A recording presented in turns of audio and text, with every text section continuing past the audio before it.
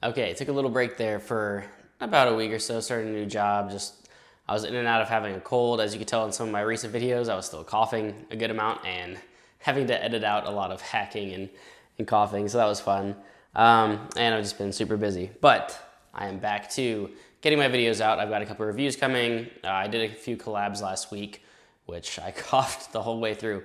And now let's just review some books. And so we're back with White Knight, book 9 of the Dresden Files, and my new favorite. So let's talk about why this book worked so well. So what was really cool about the Dresden Files is that I'm definitely seeing the contrast now in quality from Stormfront till now, which I really enjoyed Stormfront, and it's a great book in my opinion. I really liked it. But comparing it now to later Dresden books, I see why people say it was so weak. Full Moon is definitely still down there, but when it really hit like Grave Peril and Summer Night is when this series started to transform from strictly just an episodic noir detective novel to really expanding the scope of the story. And what I enjoyed about that, while Summer Night wasn't my favorite, that in Grave Peril really did a lot to expand the scope of the story and the atmosphere in the world. So what started as, just Harry sort of doing his little detective duties with warlocks in Chicago, and you had hints, here and there of the Fae and vampires, we're full blown into like everything fantasy monsters now. Like this book really went for it. And not only did it have honestly the largest scope of any of the books, even beyond, where Deadbeat went and where Proven Guilty went, it has probably some of the best side character moments as well. This is really not just about Harry anymore. You have recurring side characters that are honestly great and getting a lot of characterization and growth throughout the series that I didn't really expect at the beginning. And I'll get into a couple of them here in a moment, but let's just get this out of the way, because before I start talking about this book specifically, this is book 9 of the Dresden Files. I spoil Dresden books. If you haven't read this book, you might want to click away, because I'm going to spoil the shit out of it. So of course, as most of these books start, you have some kind of mystery, some kind of killing that happens that draws Harry in. And this time, seemingly, young women of magical talent are turning up dead. And what actually ends up happening is Harry uses Molly to sort of soul gaze into one of these women, and she has like the sight, and then she can also soul gaze, and she's got a couple of different really powerful abilities. And basically, it's kind of like a recurring theme of these women that are turning up dead. And they determine, okay, we've got a serial killer. And of course, giant red herring, early on in the story, all signs are pointing to Thomas being the one, because he's being seen with women that this guy is going after. Thomas is missing. He's kind of out of the picture. It just seems like his handprints are all over the place. And of course, it's not going to be Thomas. Like, that's a huge red herring. It's not going to be him. So of course it wasn't.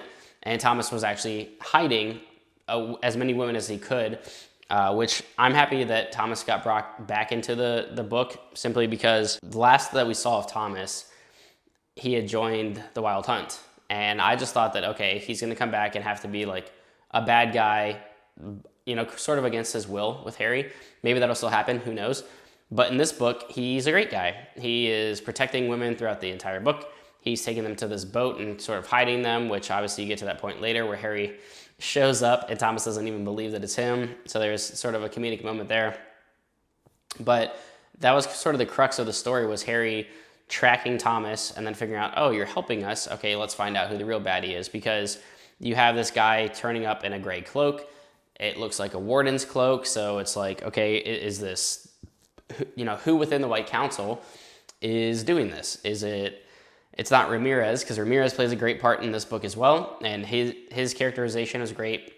I thought he was hilarious. He was a great counterpoint to Harry throughout the book.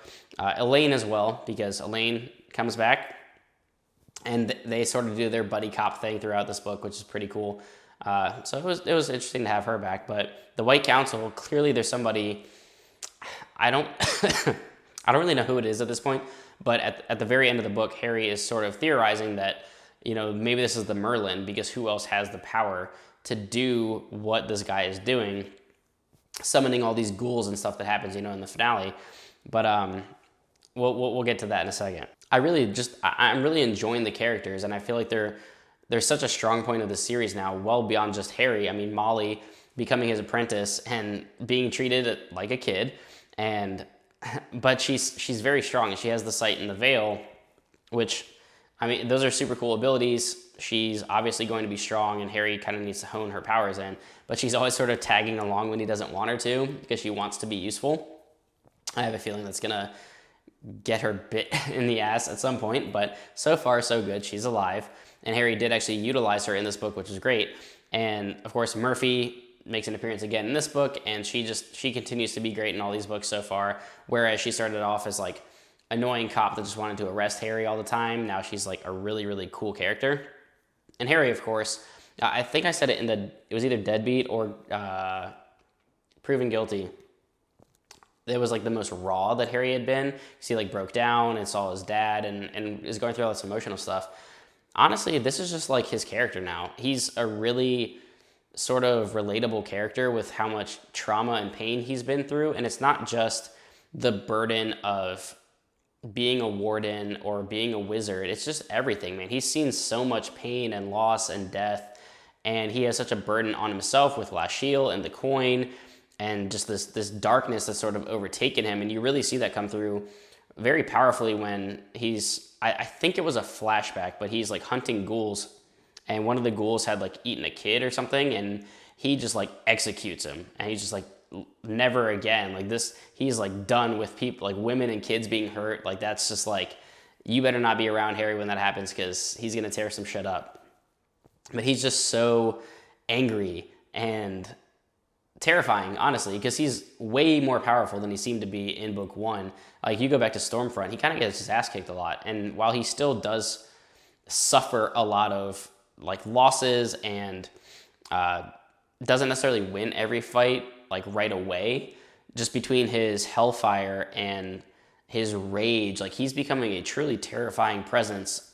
And he's a very formidable opponent. He always figures out some kind of way to win, right? Obviously there's more books to come. He's not going to die, but he's definitely a terrifying wizard. I really did think the almost like after credit scene with Thomas at the salon was hilarious, because, you know, Harry's wondering what Thomas has been up to this whole time, and he's basically moonlighting as like a gay French stylist, which he's using that to feed off of people. But it's just, that whole scene was great. You get the continuation of the previous joke, you know, the callback to Harry pretending to be Thomas's sexual partner, as when Butters first met them and he thought that Thomas and Harry were lovers.